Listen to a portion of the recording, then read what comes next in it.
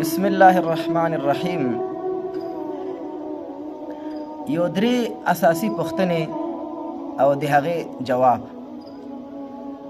اوله پوښتنه دا ده چې اهل سنت والجماعت څوک دي؟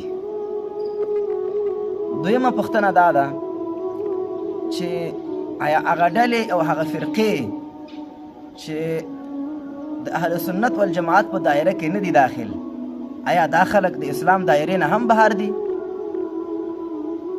که نه د اسلام په دایره کې دننه دي؟ درېیمه پوښتنه دا ده که دا خلک د اسلام په دایره کې دننه دي نو بیا دوی ته ولې اجازه نه ورکوله کېږي چې دوی اهل سنت والجماعت په دایره کې داخل شي؟ دا درې هغه پوښتنې دي چې د دې په جواب باندې باید موږ تاسو پوه شو. اوله پوښتنه دا وه چې اهل سنت والجماعت څوک دي؟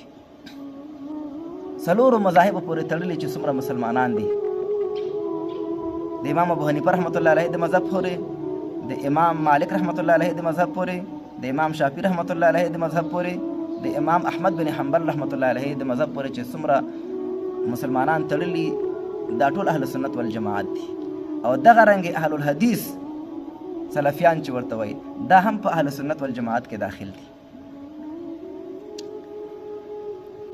دویمه پوښتنه دا وه چې کومې فرقې او ډلې چې په اهل سنت والجماعت کې داخل نه دي، آیا دا فرقې او دا ډلې د اسلام د دایرې نه هم بهر دي که اسلام په دایره کې دننه دي؟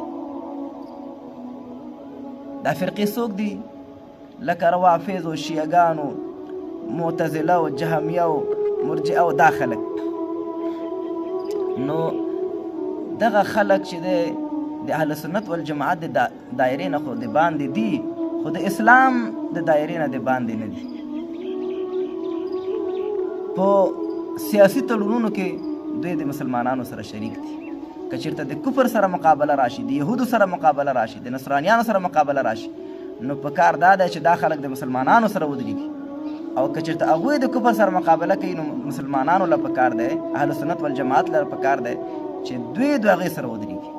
درېیمه پوښتنه دا وه چې دا د مسلمانانو سره د اسلام په دایره کې شریک دي خو اهل سنت والجماعت کې داخلېدو ته دوی ته اجازه نه ورکولی کېږي، دا ولې؟ د دې خبرې جواب دا دی چې کله کله یو وبا او یو مرض راشي، دا مرض یو چا ته ولګېږي خو دا سړی خلک قرنطین کوي، ده ته ورته وایي چې ته جومات ته مه راځه، ته په اجتماعي ځایونو کې شرکت مه کوه. ولې؟ دا مرض یې چېرته نورو ته نقل نه شي.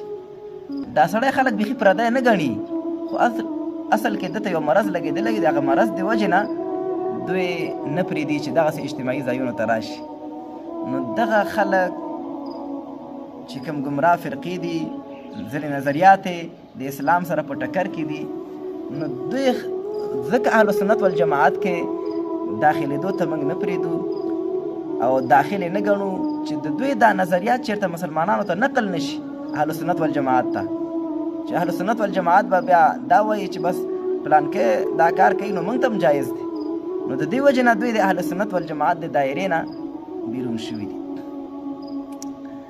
نو سوال دا دی چې په دې شیعګانو کې خو ځینې ډلې شته چې خپله شیعګان هم ورته کافران وایي، لکه نصیري شیعګان شو، علیواتي ورته وایي او داسې نور. نو جواب دا دی چې او هغه خلک چې دی ځینې شیعګانو کې داسې فرقې شته چې هغه خپله د شیعګانو په نسبت باندې هم کافران دي او د سنیانو په نسبت باندې هم کافران دي. هسې په سنیانو کې هم ځینې ډلې شته لکه قیدانیان، نو دا ځان ته سنیان وایي خو دی کافران ځکه دوی ختم نبوت نه مني. نور په اجتماعي طریقې سره دا ګمراه فرقې او ګمراه ډلې دوی ته موږ کافران نشو ویلی. اگر که اوس زمانه کې مسلمانانو سره د کفر ټاپې ډېرې زیاتې او پریمانې دي، په هر چا یې د کفر ټاپې لګوي، بلکې دا خلاصه کوي چې اهل سنت والجماعت په خپل مابین کې په یو بل باندې اکثرا د کفر فتوی لګي. خو دا زمونږ د علم د کمزورۍ، د مطالعې د کموالي او د دین د روح نه د ناخبرۍ وجه ده. الله دې موږ ته د دین بصیرت راکړي.